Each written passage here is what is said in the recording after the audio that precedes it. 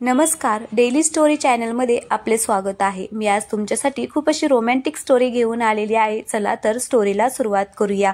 रिया आणि आशिषचा विवाह खूपच थाटामाटात पार पडला होता। आशिष आपल्या बेडरूममध्ये उत्साहाने दाखल झाला, पण रियाची स्थिती पाहून आशिष काळजीतच पडला। रिया खिडकीतून बाहेर पाहत होती, पण तिचे पाणवलेले डोळे आशिषच्या नजरेतून सुटले नाहीत। आशिषने विचारले, "तू या लग्नामुळे खुश नाहीयेस का? पाठवणी करून 4 तास उलटले तरी पण तू रडतेस?" रियाने मान झुकवली। "असं काही नाहीये, सहजच डोळ्यात पाणी आले", रियाने असे उत्तर दिले। आशिषने रियाच्या दोन्ही खांद्यावर हात ठेवून तिला आश्वासित केले, "तू आजपासून अग्निहोत्री घराण्याची सून आहेस आणि माझी बायको आहेस। तू विचार करण्याआधीच तुझ्या गरजा पूर्ण केल्या जातील। जस्ट रिलॅक्स बेबी, आता शांतपणे झोप, उद्या बोलू." दुसऱ्या दिवशी घरात पूजा होती। सर्वजण रियाच्या मागे पुढे करत होते, पण रियाचं लक्ष दुसरीकडेच होतं। पूजेच्या वेळी तिला पुन्हा पुन्हा हटकले जात होते। संपूर्ण दिवस ती अबोलच होती। आशिष तिच्या वागण्यामुळे काळजीत पडला होता।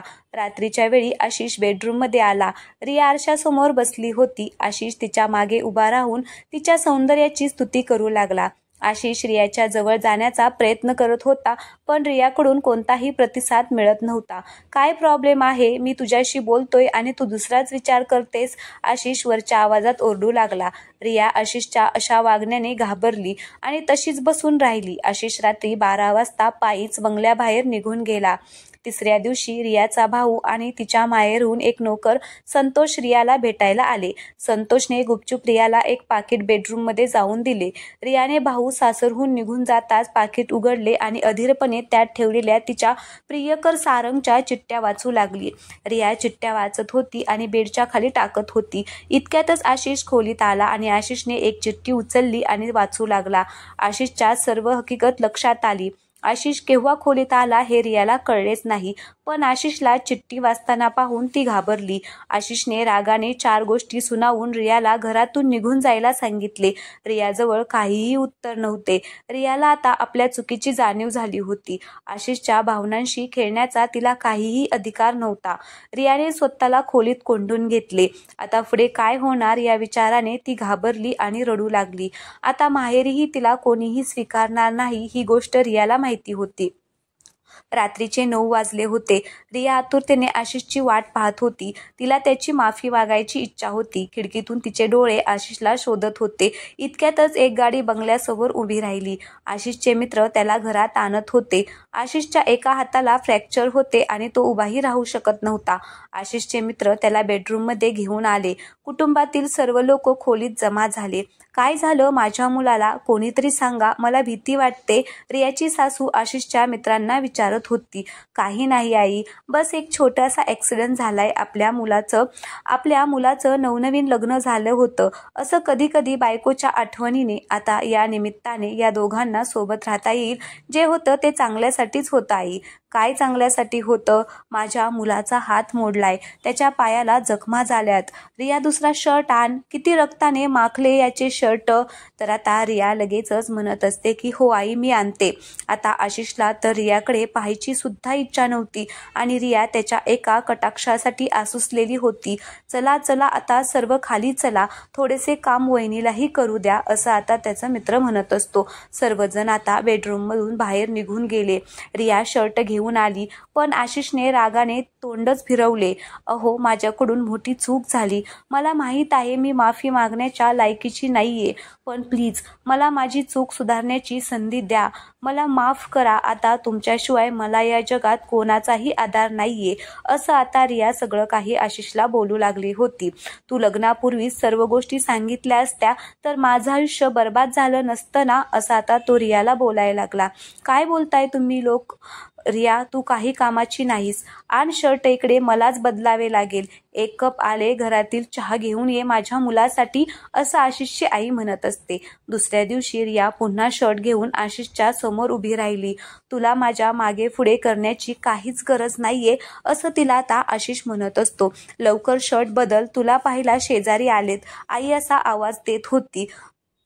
तर आता असा आवाज दिल्यानंतर ती आता आशिषला म्हणत असते, "घाला ना प्लीज." रिया आता आशिषच्या जवळ जायला कचरतच होती, पण आता तिला आपली चूक सुधारायची होती. एक पत्नी आणि सुनेचे कर्तव्य तिला मनापासून निभवायचे होते. शेजारी बेडरूममध्ये भेटायला आले. रिया सर्वांसाठी नाश्ता घेऊन आली.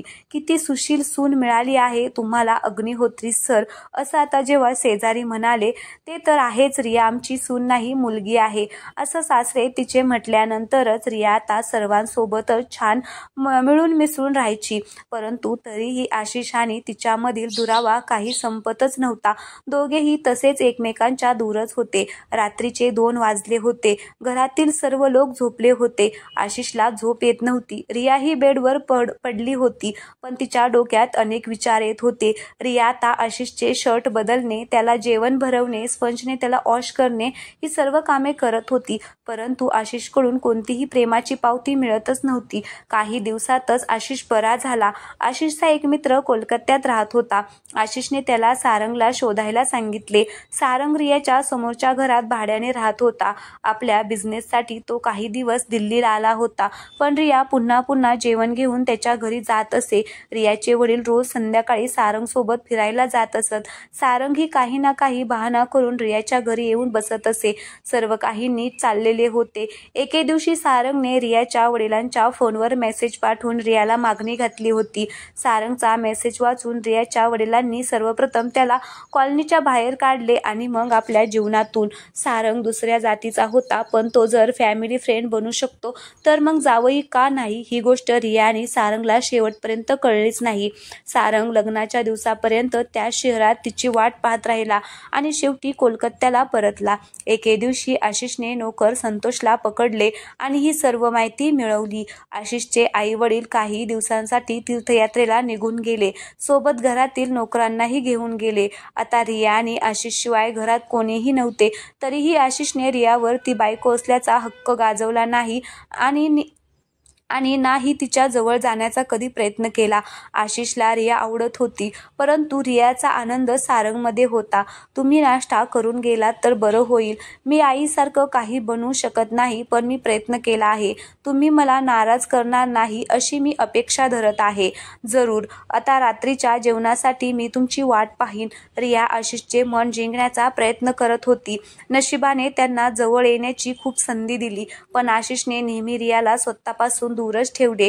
रियाने लग्न करून एक चूक केली होती, पण आशिषला आता दुसरी चूक करायची नव्हती. एका आठवड्यानंतर आशिष रियाला घेऊन कोलकात्याला पोहोचला.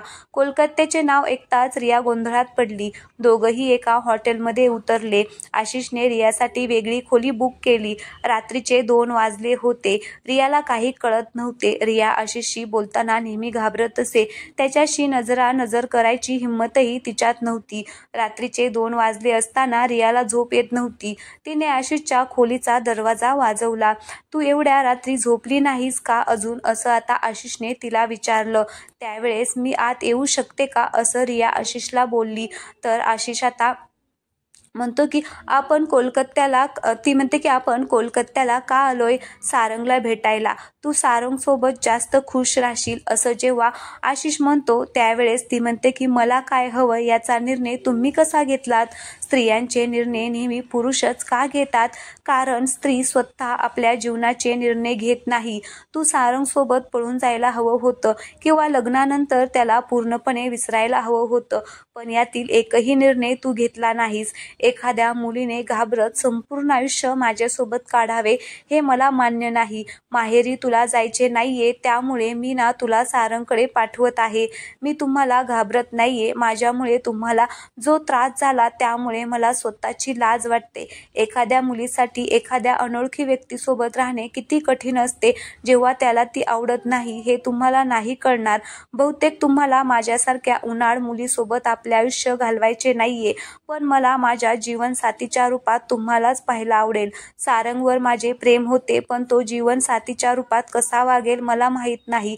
त्याच्यासोबत माझं काय भविष्य असेल हेही मला माहीत नाही. पण अग्निहोत्री कुटुंबासारखे कुटुंब मला दुसरे कुठलेही मिळणार नाही. कुठलेही मिळणार नाही, तू पूर्ण शुद्धीत आहेस का, असं आता तिला तो आशिष म्हणत असतो. ती म्हणते की हो, मी आज पहिल्यांदा माझ्या मनातील गोष्ट तुमच्याशी बोलते. जर मी तुमच्यासोबत राहिले तर मला माझ्या माहेरचे प्रेमही मिळत राहील. नेहमी आपल्या इच्छेनुसार जर सर्व आपल्या आयुष्यात घडावे हे आवश्यक नाही. माझ्या वडिलांनी मोठ्या विश्वासाने माझा हात आपल्या हातात दिला आहे आणि ते कधी चुकीचे ठरू शकत नाहीत, या गोष्टीवर माझा विश्वास आहे. सारंग केवळ माझ्या घरासमोर राहत होता. त्याची फॅमिली, बिझनेस, मित्र याबाबत मला काहीही माहिती नाही. मला नाही ठाऊक की मी त्याच्या मागे एवढी वेडी का झाले होते. लग्न करण्यासाठी मुलाचे घराणे, उत्पन्नाची साधने या गोष्टीही महत्त्वाच्या असतात. तुमच्यासोबत राहिल्यानंतर तुमच्या चांगल्या गोष्टींनी माझे मन जिंकले आहे, त्यामुळे मला आता तुम्ही आवडू लागला आहात. याचा अर्थ आपल्याला आता पुन्हा दिल्लीला जावे लागेल, असं आता तो म्हणत असतो. त्यावेळेस ती म्हणते की हो नक्कीच, मला मिसेस अग्निहोत्री बनल्याचा पूर्णच अभिमान आहे. तर ही मस्त अशी स्टोरी आपण पाहिलेली आहे. आवडली असेल तर व्हिडिओला लाईक करा, चॅनलला सबस्क्राईब करायला अजिबात विसरू नका. धन्यवाद.